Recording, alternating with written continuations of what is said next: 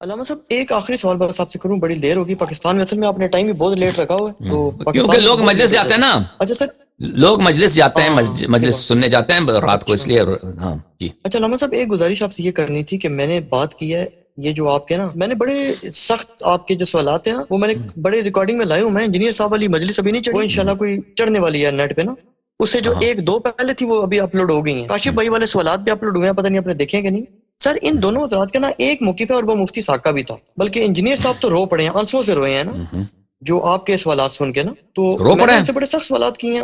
رو جی پڑے روئے ہیں؟ ہیں، آنسوں کے ساتھ روئے ہیں نا. کس بات پہ روئے ہیں؟ تو وہ نہیں اس بات پہ روئے ہیں نا کہ پہلے تو آپ کے سوالات کے انہوں نے جوابات دینے کی کوشش کی ہے نا، لیکن بعد میں وہ روئے اس بات پر ہیں. انہوں نے کہا یار مجھے بہت افسوس ہے، اور پھر آنسو ان کے نکل آئے ہیں، رو پڑے ہیں، آواز ان کی ہچکی باندھ گئی ہے. وہ کہتے ہیں یار ان لوگوں کو میں کیا کہوں کہ یہ کیسے ظلم کرتے ہیں. مفہوم ہے ان کی بات کا. کاشف بھائی کا بھی یہ موقف ہے کہ ان سے یہ پوچھیں کہ آپ لوگ یہ تو حضرت ابو بکر پر الزام لگا دیتے ہو کہ انہوں نے نعوذ باللہ ایک جو ہے وہ باغ چھین لیا، اور آپ یہ الزام لگا دیتے ہو کہ نعوذ باللہ انہوں نے حضرت علی کو رسول اکرم صلی اللہ علیہ وسلم نے خلیفہ بنایا تھا وہ چھین لیا، اور حضرت عمر نے بھی پھر چھین لیا.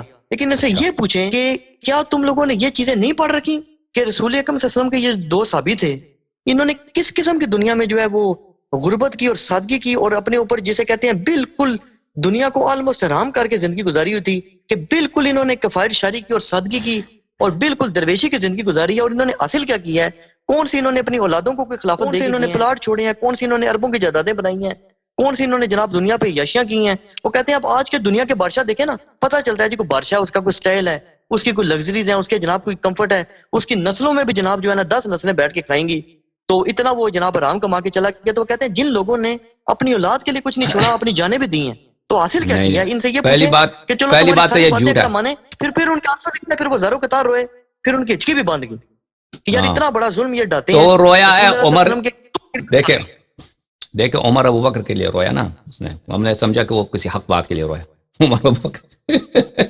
تو استغفر اللہ. محرم کے مہینے میں ہم سوچے کہ اس نے امام حسین علیہ السلام کے لیے رویا. محرم کے مہینے میں وہ عمر ابو بکر کے لیے رویا، گریا کیا. دیکھیں نہیں وہ اسی لیے روئے نا. پہلی بات تو یہ ہے، پہلی بات تو یہ ہے کہ کوشش کرتے ہیں عمر، یہ نہیں بتاتے کہ انہوں نے فائدہ کیا اٹھایا. پہلی بات تو یہ ہے، وہ کہتے ہیں یہ تو ان سے اتنی محبت کرتے تھے کوئی حادثہ بھی نہیں تھا، پھر انہوں نے والے بھی دیے. آپ دیکھیں ابھی ان کو کیا معلوم، تو اس بات پہ ان کو دیکھیں انہوں نے آپ کی کرنا چاہتے ہیں. بھائی صاحب پہلی بات تو یہ ہے کہ ہم نے آپ کی خدمت میں بہت، ابھی آپ مجھے بات کرنے دیں. یہ کہ رسول اللہ، یہ بات کہ رسول اللہ صلی اللہ علیہ وسلم نے اپنے بعد خلیفہ اور وسیع تعیین کیا ہے، اس میں شک ہی نہیں ہے. یہ آپ کے کتب سے ہم ثابت کر چکے ہیں. اور یہ کہ انہوں نے تعین نہ کیا ہو، جیسے میں نے آپ کو بار بار کہہ دی، یہ ایک ایسی بے وقوفانہ بات ہے. کسی کافر کو بھی بتائے نا، وہ جیسے چرواہے والی میں جو عمر نے خود کہا ہے کہ ایک چرواہا بھی اپنے بکریوں کے ساتھ نہیں کرتا، اپنے گدھوں کے ساتھ نہیں کرتا کہ وہ کہیں چلا جائے دوسرا چرواہا تعین نہ کرے. تو یہ تو بات ہے ہی نہیں کہ رسول اللہ صلی اللہ علیہ وسلم گئے، نہ اللہ نے نہ رسول نے کسی کو خلیفہ بنایا ہے. یہ خلیفہ امیر المؤمنین علیہ السلام کو بنایا ہے، یہ اہل بیت علیہ السلام کو بنایا، اس میں شک ہی نہیں ہے، اس میں شک ہی نہیں. تو اس میں تعجب کرنا، رونا اس بات کو محو نہیں کر سکتا کہ یہ کیسے ہو سکتا ہے. یہ ہو چکا ہے، یہ ہو چکا ہے. اب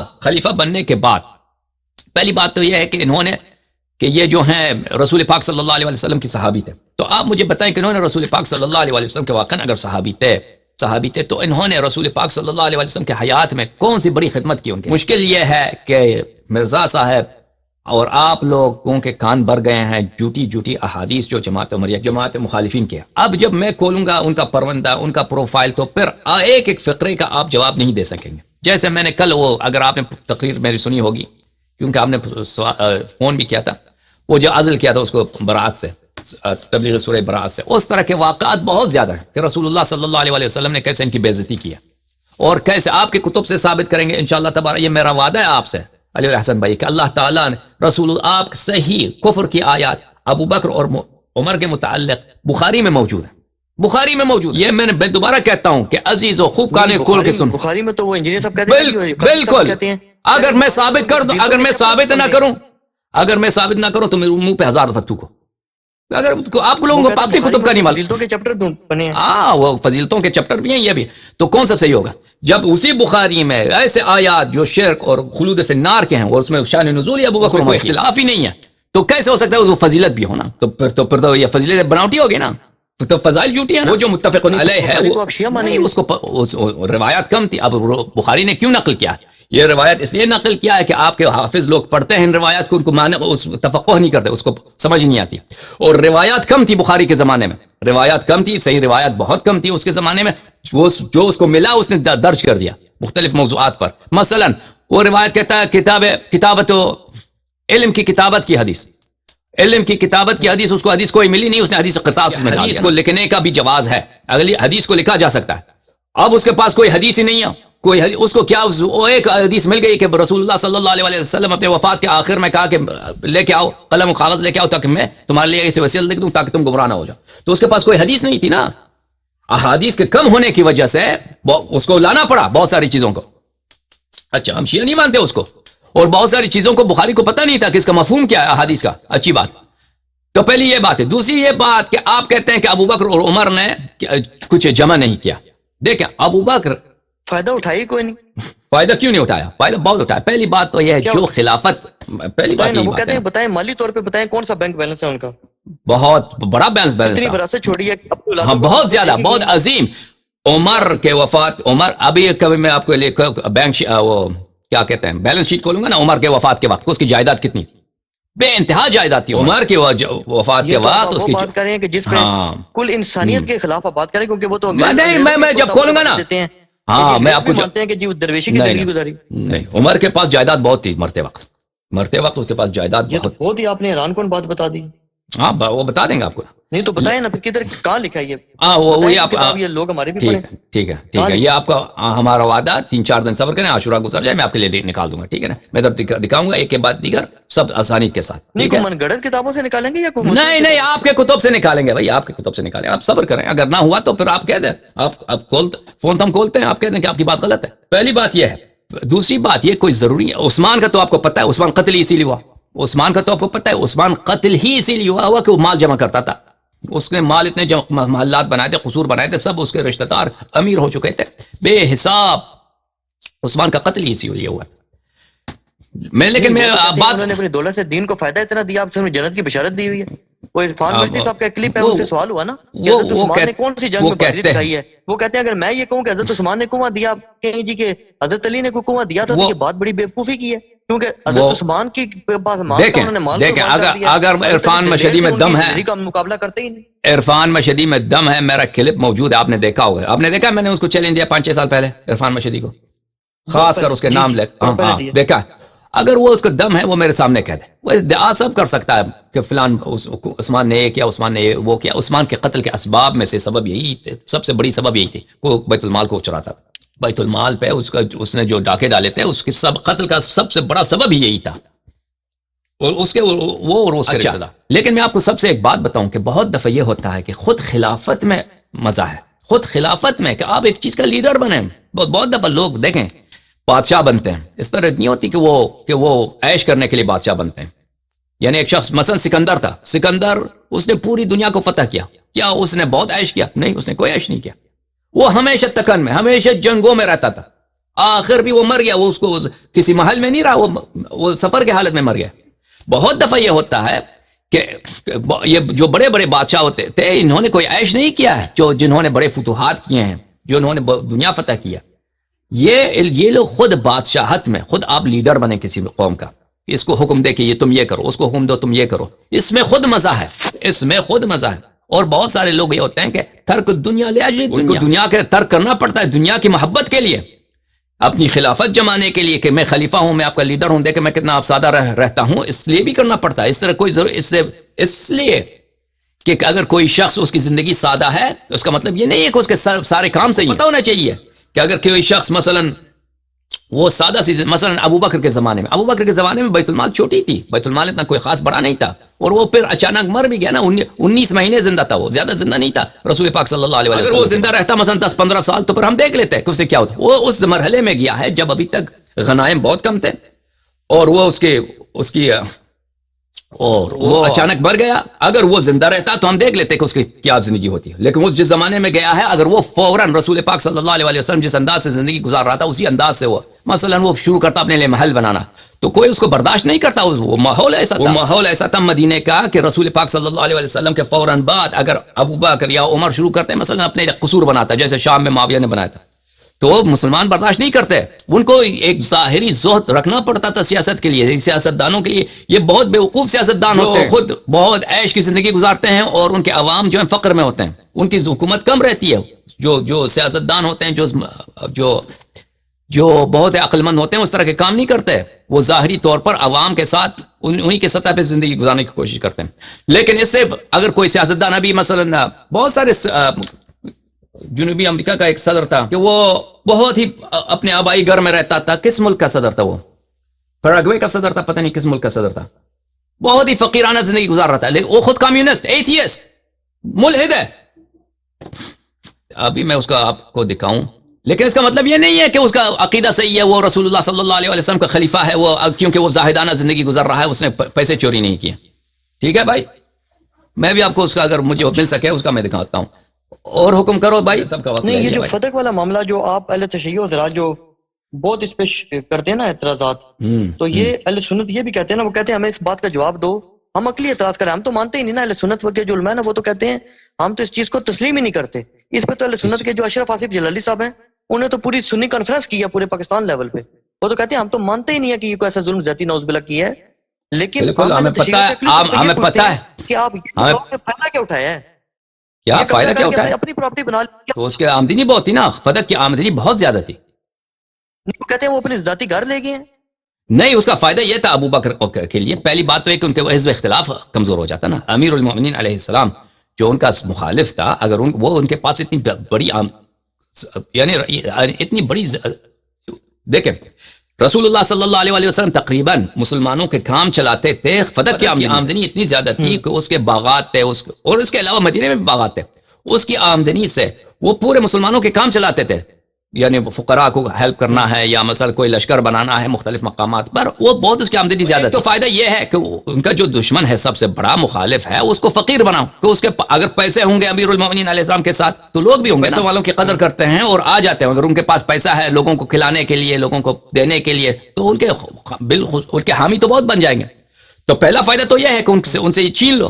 دوسری یہ بات ہے کہ ان کی اپنی حکومت چلانے کے لیے رسول پاک صلی اللہ علیہ وسلم جب گئے دنیا سے, ایک تو زکوٰۃ آتا تھا قبائل سے, اور ایک یہی تھا فتق کی آمدنی تھی.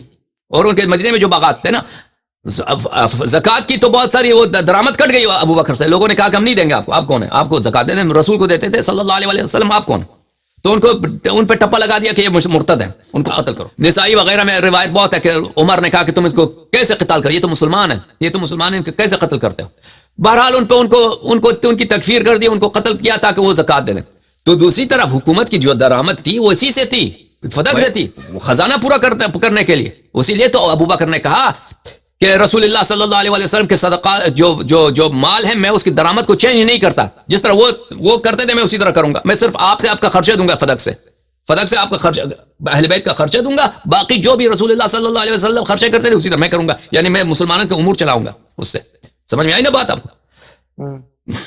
اب آپ لوگوں کا موقف مجھے معلوم ہے. آپ کہتے ہیں جلالی نے یہ کہا ہے, جلالی نے کہا ہے کہ شیعہ غلط کہہ رہے ہیں, یہ ہم حق پر ہیں. مجھے معلوم ہے, لیکن کوئی سامنے آ کر کہے نا, اگر جلالی مرد ہے تو میں نے اس کو کہہ دیا ہے پہلے, وہ آ کر مجھ سے مناظرہ کر لے پہلے اس کو. اچھا, آپ ایک بات ہے نا, مفتی ڈاکٹر اشرف آصف جلالی صاحب ہے نا, فتق کے موضوع پہ سب سے اہل سنت کی جسے کہتے ہیں شدت کے ساتھ موقف انہوں نے بیان کیا ہے, تو آپ ان کو دعوت دینا, گفتگو کریں. ابھی دیکھیں میرے بھائی, بات سنیں.